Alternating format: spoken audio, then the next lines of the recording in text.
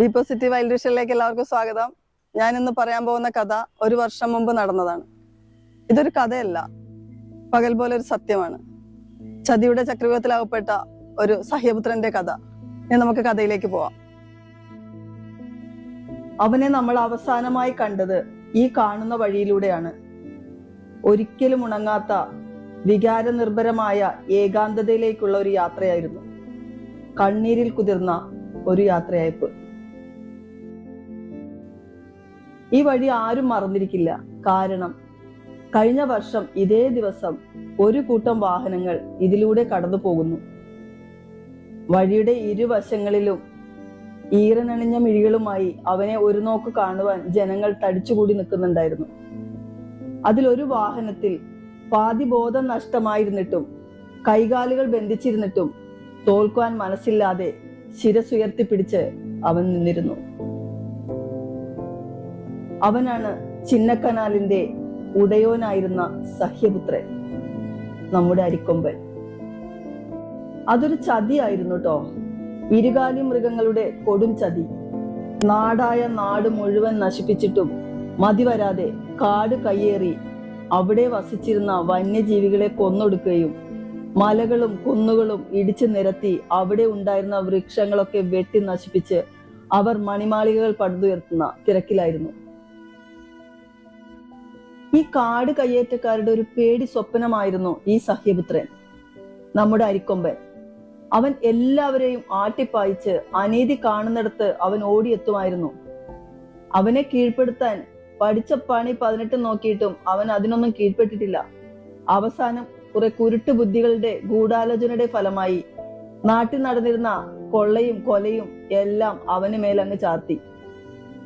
അവനെ ആജീവനാന്തം ബന്ധസ്ഥനാക്കി ചങ്ങലക്കിടാൻ ഉത്തരവുമായി അവർ വീണ്ടും വന്നു.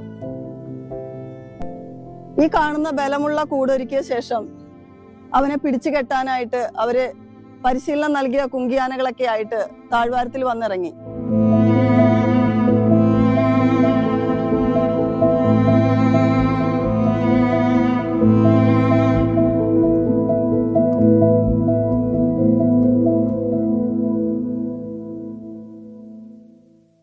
എന്നാൽ ഇതെല്ലാം കണ്ടിട്ടും ഒട്ടും ഭയമില്ലാതെ നിർഭയനായി തന്നെ അവൻ എല്ലാത്തിനെയും നേരിട്ടു. ആ സമയത്ത് കുറച്ച് നല്ല മനസ്സുകളുടെ പ്രയത്നത്താൽ അവനെ കൂട്ടിലടക്കരുത് എന്ന കോടതി ഉത്തരവ് വന്നത്. ഇത് കണ്ട് കലി തുള്ളിയ കപട കർഷകർ അവനെ പിടിച്ച് നാട് കടത്തുവാൻ തീരുമാനിച്ചു. അവനെ പിടിക്കുവാനുള്ള ഒരുക്കങ്ങൾ തുടങ്ങിയതും പ്രകൃതി വരെ ക്ഷോഭിക്കാൻ തുടങ്ങി. ഏപ്രിൽ മാസത്തിൽ ഇതുവരെ കണ്ടിട്ടില്ലാത്ത കോരിച്ചൊരിയുന്ന പേമാരിയും കാറ്റും കോടമഞ്ഞും കൊണ്ട് പ്രകൃതി അവനെ കീഴ്പ്പെടുത്തുന്ന ദൃശ്യം മറച്ചു കളഞ്ഞു.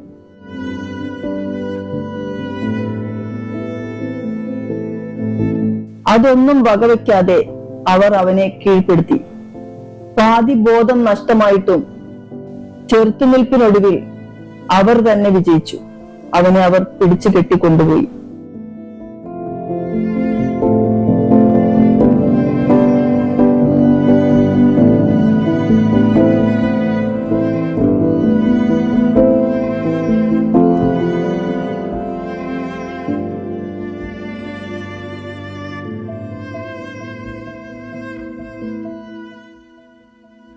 വളരെ ദൂരെയുള്ള അവന് പരിചയം പോലും ഇല്ലാത്ത ഒരു വനത്തിൽ കൊണ്ടുപോയി ഉപേക്ഷിച്ചു.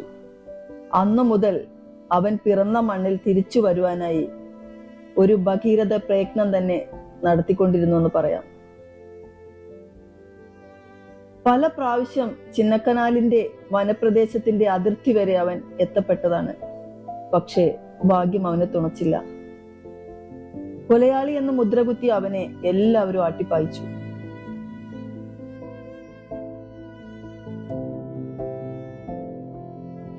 പിന്നെ അവൻ ചെന്നിറങ്ങുന്നത് ഈ കാണുന്ന മേഘമലയിലാണ്.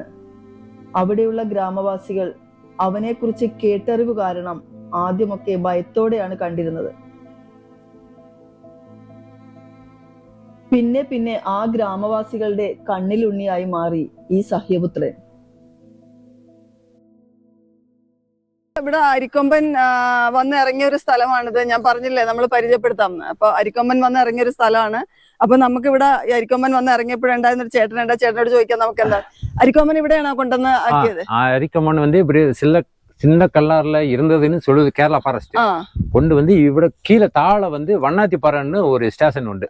அதேதான் கேரளா தமிழ்நாடு பார்டர். அந்த யானையை வந்து கேரளா ஃபாரஸ்ட் அங்க இறக்கி விட்டாச்சு.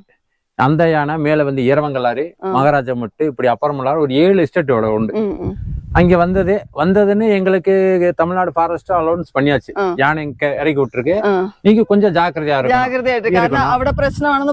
பண்ணனால நீங்க கொஞ்சம் அலர்ட்டா இருங்க. நாங்களாம் மக்கள்லாம் வந்து வேலை காட்டுக்குள்ள ஃபீல்டுக்கு மட்டும் தான் போவோம். ஈவினிங் கூட கடை கூட நாங்க அவ்வளவு போறது இல்ல. சரி, அது வருது, புதுசா ஒண்ணு வருது. ஆனா யானை எங்களுக்கு பரிச்சப்பட்டதான். ஆனா அது அந்த ஒரு பிரச்சனையான யானை வருதுங்கிறதுனால கொஞ்சம் அலர்ட்டா இருந்தா. அதே மாதிரி மகாராஜா மட்டும் வந்தாச்சு. அப்ப தமிழ்நாடு ஃபாரஸ்ட் வந்து எங்கிட்ட எல்லாத்தையும் சொல்றது, மாதிரி யானை மேல வந்துருச்சு, ஜாக்கிரதைன்னு. ஆனா ஈவினிங் 6 மணிக்கெல்லாம் நாங்க அங்கங்க போயிட்டோம். வந்து அது பாட்டு வந்து இந்த தோட்டத்துக்குள்ள இருக்கிற வாழை இதுகளெல்லாம் சாப்பிட்டுச்சு. மத்தபடி குடியிருப்புகள் அடிச்சு டேமேஜ் பண்ணவோ ஒன்னும் எந்த சல்லியும் இல்ல. அப்ப எங்களுக்கு 2 நாள் ஒரு பயம் இருந்துச்சு. 3ஆம் நாள் எங்களுக்கு அது எங்களுக்கு ஒரு நல்ல ஒரு இஷ்டம் ஆயிடுச்சு. ஒரு ஹாப்பி, யாரு அரிக்கொம்பை அங்க இருக்கு இங்க இருக்குன்ட்டு. அப்புறம் அப்புறம் இஷ்டம் ஆயிடுச்சு. அப்ப அந்த ரேடியோ காலர்னு சொல்லி இருந்த போது ஒரு நாள் நைட் பஸ் வந்தது கீழ இருந்து, கவர்மெண்ட் கார்பரேஷன் பஸ் வரும்போது அரிக்கம்பன் வந்த உடனே ஹெட்லைட் போட்ட உடனே இது ரேடியோ காலரோட ரோட்ல நிக்குது. அப்படி வண்டி மூவ் ஆக, அது வந்து வண்டியை உடைக்கல, இப்படி எதுக்காக அது வர பஸ் இப்படி போனோடனே இங்க அந்த இருக்கிறத வீடியோ எடுத்தாங்க. அதுல அந்த ரேடியோ காலர் இருந்தது. அதுக்கப்புறம் எங்களை ஒரு நிமிஷம் பார்த்துட்டு அது போயிருச்சு. அதுக்கப்புறம் பேசஞ்சர் வண்டி எல்லாம் வந்துருச்சு. ஆனா ஒரு 12 நாள் இங்க இருந்துச்சு. ஆனா எந்த குழப்பம், யாருக்கு எந்த உயிர் சேதமோ, யாரையும் எந்த இதுவுமே பண்ணல. இருந்துட்டு தான் திருப்பி என்ன ஆச்சு, கீழே கம்பம்னு ஒரு இடம் இருக்கு, லெவல் பகுதி. கம்பத்துக்கு போனது காலையில நைட்டு போய் ஒரு இடத்துல சாப்பிட்டு தூங்கிட்டு காலையில 5 மணிக்கு அப்படி வாக்கிங் போன மாதிரி போனது சிட்டிக்குள்ள போயிடுச்சு. ஆமா, அவங்களுக்கு அது புரியல. ஐயோ யானை யானை, அவங்க ஓடுனதான் அவர் ஒருத்தர் கீழே விழுந்ததான், யானை எல்லாம் கொள்ளல. അപ്പൊ പിന്നെ അവിടെ പ്രശ്നം ഉണ്ടാക്കിയെന്ന് പറയണ എന്താ? இல்ல யாருக்கும் எங்களுக்கு இஷ்டம். அந்த லாரியில கேட்டி போகும்போது எங்க பிள்ளைகளாம் ஸ்கூல் பிள்ளைகள் கூட அழுதிருச்சு. ஏன்னா டிவில அப்படி ஒரு பாப்புலர் ஆனால ஒரு ஆளு செய்யல. அது மனசு வச்சிருந்தா ஒவ்வொரு செகண்ட் தான் அந்த கோட்ரஸ் எல்லாம் நொறுக்கி இருக்கும். பண்ணவே இல்ல, தொட்டில்ல எதுவுமே இல்ல. அது என்ன, ஒரே ஒரு மணலாறுல ஒரு ரேஷன் கடையில போய் அந்த ஸ்மெல்லுக்கு என்னன்னு தெரியல, லைட்டா தான் அப்படி பண்ணி சும்மா அப்படி பாத்துச்சு, உள்ள எது இல்ல, அது மட்டும்தான். வேற எந்த கோட்ரஸவோ பேசஞ்சரவோ குடி எதுவுமே பண்ணல. இஷ்டமான யானை. அது போகும்போது எங்களுக்கு அவ்வளவு சங்கடம். திருநெல்வேலி கொண்டு போகும்போது ரொம்ப இஷ்டமான யானை, அது மறக்க முடியாது.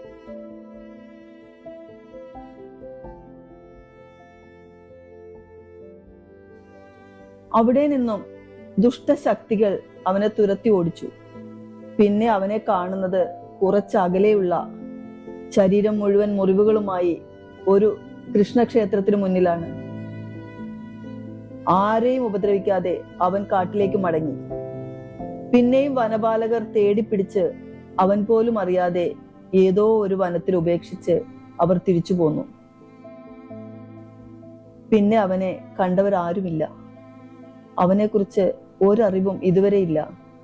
ജീവിച്ചിരിക്കുന്നുണ്ടെങ്കിൽ അവൻ പിറന്ന മണ്ണിലേക്ക് തിരിച്ചെത്താനുള്ള ആഗ്രഹവും പേറി അവൻ എവിടെയോ അലയുകയായിരിക്കും.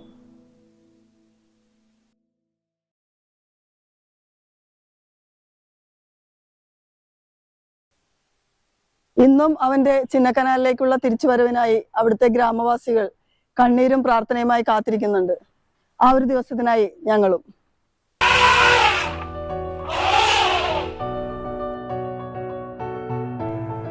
അതവനല്ല, എന്റെ മോൻ വരും, എന്റെ അരിക്കൊമ്പൻ, അവൻ എന്നായാലും വരും. എന്റെ മകൻ ഇവിടെ വരും, ഈ മണ്ണിൽ വരും. അപ്പൊ ഈ എപ്പിസോഡ് ഇവിടെ വൈൻഡപ്പ് ചെയ്യുവാണ്. നിങ്ങളുടെ അഭിപ്രായങ്ങളും നിർദ്ദേശങ്ങളും ഞങ്ങളെ അറിയിക്കുക. ഈ ചാനൽ ആദ്യമായിട്ട് കാണുന്നവരുണ്ടെങ്കിൽ സബ്സ്ക്രൈബ് ചെയ്യാൻ മറക്കരുത്. അപ്പോൾ ഓക്കെ, അടുത്ത എപ്പിസോഡിൽ കാണാം. ബൈ.